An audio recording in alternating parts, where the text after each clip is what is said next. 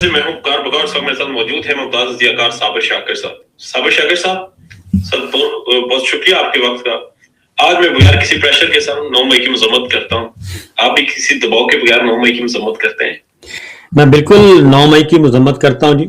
اور جنہوں نے یہ کروایا اور اس پھر 9 مئی کی آڑ میں جو پاکستان میں ظلم و ستم برپا کیا گیا، آئین توڑا گیا، جمہوریت کا قتل کیا گیا، ایک جعلی الیکشن کروائے گئے، الیکشن چور، مینڈیٹ چور، پارلیمنٹ کو لایا گیا، آئین کو 2 دفعہ توڑا گیا، ایک 26ویں 27ویں غیر آئینی ترمیم کر کے، اور اس سے پہلے 90 دن میں الیکشن نہ کروا کر آئین کو توڑا گیا اور مسلسل توڑا جا رہا ہے. اور میں 9 مئی کی مذمت اس لیے بھی کرتا ہوں کہ اس جرم کی پاداش میں مجھے دنیا کی تاریخ میں سب سے زیادہ سزا سنائی گئی ہے. 85 سال قید کی سزا مجھے 9 مئی کے معاملے میں سنائی گئی ہے. تو اس لیے میں تو بھرپور طریقے سے اس کی مذمت کرتا ہوں. کیا جرم تھا سر آپ کو یہ جو 85 سال کی سزا سنا دی گئی؟ ہم نے بھی بے حسی کا عالم دیکھیں کہ ہم نے جس دن سزا سنائی اس دن بھی گفتگو کی، مگر ہم اس کے اوپر بات نہیں کر رہے سر. کیوں 85 سال کی؟ سر ایک ریاست ہے، ایک آئین ہے، قانون ہے، عدالتی نظام ہے، آپ کو 85 سال کی سزا سنا دی گئی. کیا کیا آپ نے؟ انہوں نے کہا جی کہ آپ برطانیہ میں جہاں بھی موجود تھے وہاں سے بیٹھ کے آپ نے لوگوں کو اکسایا، اور حالانکہ میرے اور ان کے ٹائم زون میں بھی 5 گھنٹے کا فرق تھا، اور پھر صرف میں نے نہیں اکسایا بلکہ ڈاکٹر معید کسی اور ملک میں بیٹھے تھے، ان کا اور پاکستان کا 9 گھنٹے کا فرق تھا، ان کو بھی سزا سنائی گئی قید کی. پھر وجاہت سعید کو بھی سنائی گئی، شاہین صاحبائی صاحب کو سنائی گئی. تو یہ ایک بےہودہ قسم کی حرکتیں کی گئیں، اور اسی لیے یہ 9 مئی جو ہے وہ مذاق بن گیا ہے ہمارے عسکری اور سیاسی حکمرانوں کے لیے، جن کا اپنا کوئی آئینی، قانونی اور اخلاقی جواز نہیں ہے، اور ان کا وجود جو ہے وہ انکانسٹیٹیوشنل ہے اور ان ڈیموکریٹک ہے اور ان لافل ہے. آپ کو عدالت سے سر سزا سنائیں گے نا؟ پریشر جہاں مرضی سے تھا، الٹیمیٹلی ڈیسیژن سنانے والی جگہ تو عدالت تھی. کیا سر تاثر ہے پھر اس عدالت کا جہاں آپ بیٹھے ہوئے ہیں اس معاشرے میں؟ پاکستان کی عدالتوں کو کیا کیسے لوگ سوچتے ہیں، سمجھتے ہیں؟ اسی لیے مذاق بن گیا نا. میں آپ کو بتاؤں کہ میں نے چیک کیا، میں نے کہا یہ بھائی مجھے بتا ہی دیتے.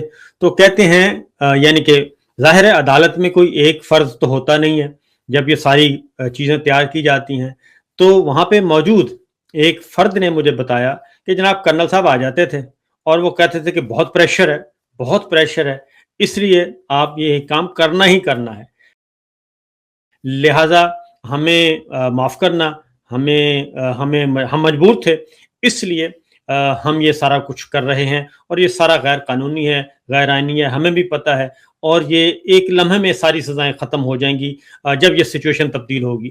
تو معاملہ صرف اتنا ہی ہے کہ 9 مئی کیا ہی اس لیے گیا تھا کیونکہ 9 مئی ایک بنیادی بات آپ کو بتا دوں کہ 9 مئی سے پہلے 5 مئی کو کیا تھا؟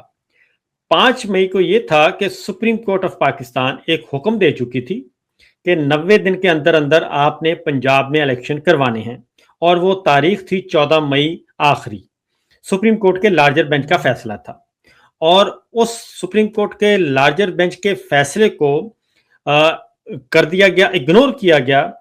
Punjab Mohsin Naqvi and I D Punjab, انہوں نے کہا کہ ہم پالیسی نہیں دے سکتے کیونکہ کچے کا آپریشن چل رہا ہے. اور اس کے بعد اسحاق ڈار صاحب نے کہا کہ میں پیسے نہیں دے سکتا، خزانہ خالی ہے. خواجہ آصف صاحب اور آئی ایس پی آر نے کہا کہ ہم فوج نہیں دے سکتے، آپریشن چل رہا ہے. شہباز شریف صاحب نے کہا کہ بھئی میری کابینہ میرے ساتھ نہیں ہے تو میں کیسے دے دوں. الیکشن کمیشن نے کہا کہ یہ 9 من تیل ہوگا تو رادہ ناچے گی، لہٰذا یہ سب کچھ مجھے ملے گا تو ہم الیکشن کروائیں گے، ہم الیکشن نہیں کروا سکتے. 14 مئی کی تاریخ تھی آخری، اور 5 مئی کو عمران خان نے اناؤنس کیا تھا کہ میں 5 شہروں میں ایک جلسہ کروں گا، اور اس کے بعد آخری جلسہ ہوگا اسلام آباد اور راولپنڈی میں، اور وہ ہوگا 14 تاریخ کو. 14 مئی 2023 کو اگر یہ الیکشن نہ ہوتے تو توہین عدالت کی کارروائی شروع ہونا تھی. وہ ہونا تھی شہباز شریف صاحب کے خلاف، اسحاق ڈار صاحب کے خلاف، خواجہ آصف صاحب کے خلاف، IG पंजाब उस्मान अनवर के खिलाफ और निगरान वजीर आला मोहसिन नकवी के खिलाफ, और अगर कोई और होता तो इलेक्शन कमीशन भी उसमें आता। वहां पता चल जाना था कि नीयत किसकी खराब है, किसने अमल दरामद नहीं किया, और ये कार्रवाई होना थी। इसलिए उस सारी सिचुएशन को बचने के लिए, उस सारी सूरत हाल से 14 मई से पहले ही 9 मई एक ऐसा एक्ट किया गया। और इमरान खान निकलते हैं जमान पार्क से ये बता के वीडियो बयान पे कि भाई अगर कोई वारंट हैं तो मुझे बताओ, मैं हाजिर हूं, मुझे गिरफ्तार कर लो। लेकिन उनको फिर जिस तरीके से गिरफ्तार किया गया, बल्कि अगवा किया गया सुप्रीम कोर्ट ऑफ पाकिस्तान की फैसले की रोशनी में, उन्होंने कहा कि ये अगवा था, ये गिरफ्तारी नहीं थी। जिस तरीके से किया गया उसके बाद एहतजाज होना ही होना था। फिर उस एहतजाज में गुल्लू भट्ट आए और सानिया मॉडल टाउन की आप फुटेज निकाल लें और 9 मई की फुटेज निकाल लें, आपको एक ही तरह के करैक्टर मिलेंगे, एक ही तरह का मामला मिलेगा कि गुल्लू भट्ट निकले हुए हैं। वो जो पीटीआई के लोग हैं वो बता रहे हैं कि भाई आप तो पीटीआई के नहीं हैं, आप कहां से ये सारा जलाओ घिराव कर रहे हैं। डॉक्टर यास्मीन राशिद कह रही हैं, ना आफ्ताब इकबाल सीनियर जर्नलिस्ट वो उधर मौजूद हैं, बाकी सहाफी उधर मौजूद हैं।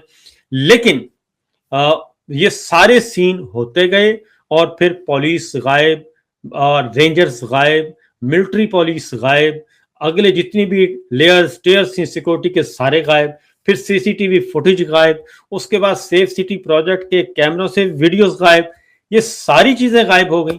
और फिर इसी तरीके से रेडियो पाकिस्तान पेशावर की वीडियोस और फुटेजेस गायब हो गई, फिर बाकी शहरों की भी गायब हो गई। तो ये एक तयशुदा एक प्लान था, मुझे कहने में कोई हर्ज नहीं है इसमें, कि उसका बुनियादी मकसद था। फिर वही हुआ कि जब ये सारी सिचुएशन हो गई तो इलेक्शन, वो 14 मई का जो है मामला, तौहीन अदालत की कार्रवाई, 90 दिन का इलेक्शन। फिर जस्टिस उमरताब बंदयाल साहब ने कहा ओपन कोर्ट में, जब अगली कोई हियरिंग हुई तो उन्होंने कहा जी शुक्र है ये सारा इल्जाम हम पे आना था कि जी हमने ये हुक्म दिया था कि इलेक्शन करवाए जाएं, और इलेक्शन के दिन कुछ हो जाता तो हमें तो अच्छा हुआ, अब खुद ब खुद ये सिक्योरिटी की सूरत हाल जो आपका नैरेटिव था वो आ गया है। तो ये है मामला बुनियादी तौर पर। इमरान खान साहब एक सियासी जमात है, उसके बानी चेयरमैन हैं, साबिक वज़ीर आज़म हैं। उन्होंने कहा कि जी इसकी तहकीकात की जाए, सीसीटीवी फुटेज सामने लाई जाए। सर कोई भी क्राइम होता है उसकी एफआईआर होती है, उसकी तहकीकात होती है, उसके ऊपर इंक्वायरीज होती हैं, और जो भी लोग ये चीज करते हैं उनको सजा दी जाती है आईन और कानून के तहत। सर ये जो हुकूमत में बैठे हुए लोग हैं, जो अदारों में बैठे हुए हैं, जो निजाम को चला रहे हैं, उनके दोस्त हैं, जिन्हें मशवरा नहीं दे रहे कि ये कैसे ब्लंडर कर सकते हैं कि सीसीटीवी फुटेज गायब कर देते हैं और फिर दूसरे के ऊपर इल्जाम लगा दें कि 9 मई तुमने किया है। और सीसीटीवी फुटेज गायब क्यों हुई सर?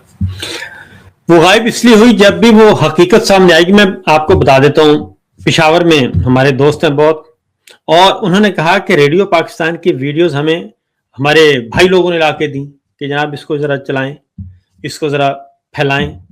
और वो वीडियोस भी उन्हीं के पास थी। अगर वो उनको ला के ये फुटेज दी जा सकती है तो क्यों नहीं इस पर तहकीकात हो सकती।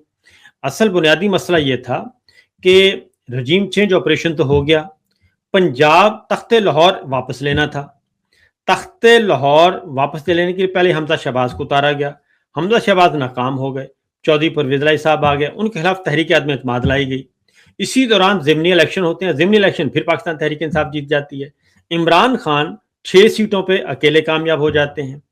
जब यह सूरत हाल हुई, चौधरी परवेज इलाही साहब भी कामयाब हो गए और तहरीक आदम एतमाद भी नाकाम हो गई, तो तब इन्होंने फिर चौधरी परवेज इलाही को कहा कि अब आप पीटीआई को छोड़ दें, आप हमें ज्वाइन करें और आप हमारे वजीर आला के तौर पे काम करें, उनके वजीर आला के तौर पे काम ना करें। वो बात नहीं बनी। फिर उनको धमकियां दी गई, ये मैं ऑन द रिकॉर्ड बता रहा हूं। उनको धमकियां दी गई कि अगर आपने असेंबली तोड़ी तो आपको निशान इबरत बना देंगे। और इमरान खान के साथ वो जा चुके थे, चौधरी शुजात अलग हो चुके थे, और उन्होंने एडवाइस, उन्होंने पीटीआई के वजीर आला के तौर पे उन्होंने एडवाइस की और उन्होंने असेंबली तोड़ दी। और उसके बाद हमने देखा कि चौधरी परवेज इलाही साहब के साथ भी वही हुआ। तो असल मसला ये था कि रजीम चेंज ऑपरेशन कामयाब नहीं हो रहा था, और ये 9 मई भी रजीम चेंज ऑपरेशन का तसलसल था, क्योंकि उसके नतीजे में फिर 9 मई के उससे पहले मैं आपको एक बात बताऊं कि जब इलेक्शन चल रहा था कि 90 दिन में इलेक्शन करवाएं आप पंजाब का, तो चीफ जस्टिस उमर साहब बंदयाल साहब ने हुकूमत और अपोजिशन को कहा कि आप मिल बैठ के कोई तारीख तय कर लें। अब वो तारीख तय नहीं हो रही थी। गवर्नमेंट ने क्या कहा? गवर्नमेंट ने कहा कि काजी फायज ईसा आएंगे, वो इलेक्शन करवाएंगे। काजी फायज ईसा आएंगे, नवाज शरीफ को लाएंगे, फिर इलेक्शन करवाएंगे। तो एक पहले से स्क्रिप्ट तैयार था। फिर एक और मजीद पीछे चले जाएं तो जब मई में जब इनका हो गया रिजीम चेंज ऑपरेशन हुआ, तो उसके बाद जब इमरान खान साहब ने पेशावर से इस्लामाबाद का रुख किया, तो उस वक्त के आर्मी चीफ जनरल बाजवा वो बताते हैं, उन्होंने कहा, ये इंटरव्यूज भी आ चुके हैं, उन्होंने कहा कि सब तैयार हो गए थे इलेक्शन पे, तो अचानक नदीम अंजुम साहब आ गए। नदीम अंजुम साहब ने कहा कि नहीं, अभी इलेक्शन नहीं हो सकते, पहले हमें IMF से डील कर लेने दें। और ये इस तरीके से उन्होंने कहा कि पहले हम कर लें। तो वो IMF से डील नहीं थी, बल्कि वो कुछ और डील थी जिसका पता चल जाएगा। वो उस वक्त उन्होंने इलेक्शन नहीं करवाए। फिर अगले इलेक्शन, यानी कि इसका मतलब है कि उस वक्त भी नदीम अंजुम साहब के माइंड में था कि आगे हमने करना क्या है। तो वो फिर काजी साहब आए और नवाज शरीफ साहब को लाया गया। फिर इलेक्शन के लिए माहौल बनाना था, और उससे पहले फिर ये 9 मई और 9 मई के बाद ये आज तक वही कुछ हो रहा है। अंडरस्टैंड। और ये 9 मई से पहले सिचुएशन कुछ और थी, और उसके बाद से मुल्की हालात भी वापस स्टेबल नहीं हो सके। Is it true? सर देखिए, वापस कैसे स्टेबल होंगे जब आपने अपनी बुनियादी इमारत की बुनियादी झूठ, जुल्म और फसाद पे रखी हो, तो कैसे ठीक हो सकते हैं? आपने एक इलेक्शन ईयर था, आखिरी साल था इलेक्शन का, इलेक्शन होने से automatically smoothly transfer of power हो जानी थी, जो भी जीतता उसको हुकूमत मिल जाती। आखिरी साल कौन बेवकूफ है जो तहरीक अदम एतमाद के जरिए रजीम चेंज ऑपरेशन करता है? इसका मतलब यह है कि एजेंडा कुछ और था, हिडन एजेंडा कुछ और था, और उस हिडन एजेंडे की तकमील के लिए किसी को लॉलीपॉप दिया होगा, और उसकी तकमील के लिए ये सारे का सारा पाकिस्तान की आपने देखा अदालत, सहाफत, सियासत, मईशत, मुआशरत, सब कुछ इन्होंने बुलडोज कर दिया। और ना चादर चार दीवारी, क्योंकि देखें, मैं और आप शहरी हैं। एक शहरी को क्या रियासत से चाहिए होता है? वो होता है कि मैं अपने घर में महफूज हूं, जिसे कहते हैं ना चादर और चार दीवारी का तहफ्फुज। वो यही होता है कि मैं अपने घर में महफूज हूं, ये मेरी छोटा सा घर है, ये छोटी सी रियासत है, इसके अंदर नहीं कोई आ सकता, ये मेरा रियासत के साथ कॉन्ट्रैक्ट है और रियासत ने मुझे गारंटी दी हुई है। अगर वही टूट जाए और ना हमारी माँ महफूज, ना हमारी बेटी महफूज, ना हमारी बहन महफूज, ना हमारी बीवी महफूज, ना हमारे बुजुर्ग महफूज, तो उसके बाद फिर रह क्या जाता है? 9 मई के बाद ये हुआ कि एक लाइसेंस दे दिया गया कि आप कोई भी घर तोड़ सकते हैं, आप किसी की दुकान तोड़ सकते हैं, आप किसी का कारखाना तोड़ सकते हैं, और बाकायदा फिर ये करके दिखाया। तो ये सारी की सारी चीज जो है, इनसिक्योरिटी, क्यों $100 अरब जो है वो बाहर गया है? क्यों कारोबारी लोग जिनके जो कारोबार करना चाहते हैं वो क्यों पाकिस्तान से भागे हैं? वो प्रोफेशनल्स क्यों पाकिस्तान से भागे हैं? वो इसलिए भागे हैं कि उन्होंने कहा कि अब ये पाकिस्तान का इन्होंने कल्चर ही तब्दील कर दिया है। हम यहाँ पे इज्जत की खातिर, एक कारखानादार है, वो 10 करोड़ 20 करोड़ 50 करोड़ लगाता है, वो अपनी इज्जत के लिए लगाता है ना। जब आपने उसकी इज्जत ही बर्बाद कर दी और उन्होंने कहा कि जी आप होते कौन है, आप तो हमारे नौकर हैं, बल्कि नौकरों से भी बदतर हैं। तो जब ये सिलसिला शुरू हुआ तो $100 अरब जो मोहसिन नकवी साहब कहते हैं कि मुझे पता है कि फलां जगह से जाते हैं और फलां जगह से जाते हैं, और अफसार आलम साहब भी बताते हैं, तो वो इसलिए जाते हैं, इसलिए पढ़े लिखे लोग जो है वो वहां से निकले। और मैं ज़ाती तौर पे जानता हूं, क्योंकि अक्सर मिलते हैं जो यूरोप का रुख कर रहे हैं, मिडल ईस्ट का भी नहीं रुख करते, क्योंकि मिडल ईस्ट में वो कहते हैं कि ये पहुंच जाएंगे, लिहाजा हम यूरोप का रुख करते हैं। अब सारे लोग निकल रहे हैं। सर सारे लोग निकल रहे हैं, सरमाकारी निकल रही है, मगर हुकूमत कह रही है जी सरमाकारी आ रही है। और एक खबर लीक हुई कि वो जो ट्विन टावर था, grand Hyatt hotel scandal, constitution 1 building, sir वो जैरेड कुशनर को दी जा रही है। Is it true?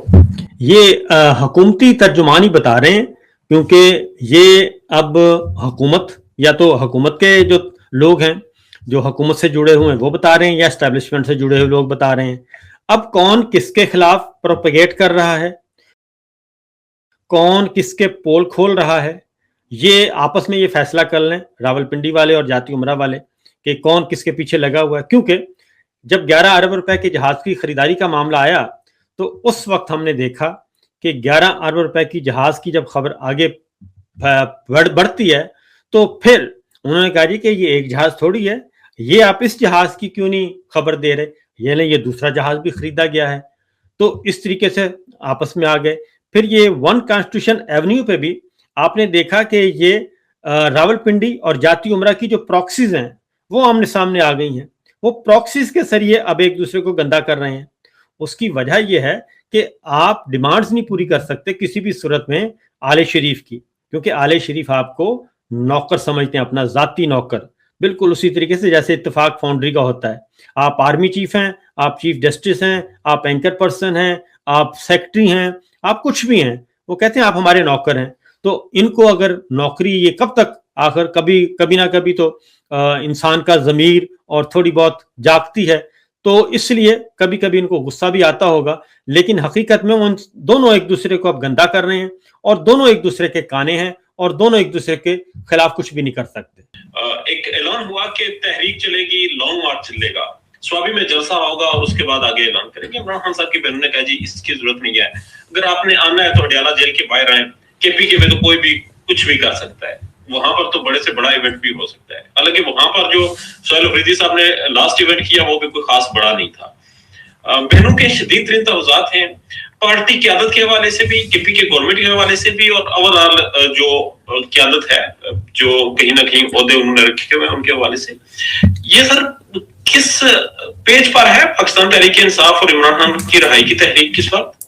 देखिए, पाकिस्तान तहरीक इंसाफ के जो मुख्तलिफ अंदर सोच के लोग हैं, एक वो हैं जो कि मुकम्मल तौर पे कंप्रोमाइज्ड हैं और वो एस्टेब्लिशमेंट के साथ जुड़े हुए हैं और वो वही कुछ करते हैं जो एस्टेब्लिशमेंट उनको कहती है। एक वो लोग हैं बेचारे जो कि कुछ करना चाहते हैं और इमरान खान के साथ हैं, उनके हमदर्द हैं, उनके साथ जुड़े हुए हैं, रिहाई भी चाहते हैं, स्ट्रगल भी कर रहे हैं, मारें भी खाई हैं, और वो निकलते हैं तो उन पर पर्चा भी हो जाता है, गिरफ्तारी भी हो जाती है। लेकिन कुछ ऐसे हैं जो मौजूद हैं लेकिन सुकून से बैठे हैं, वो खुफिया तौर पे पेशावर से निकलते हैं और आराम से आके अपने काम काज करके वापस चले जाते हैं। ऐसे भी लोग मौजूद हैं। तो हर तरह के पीटीआई में मौजूद हैं।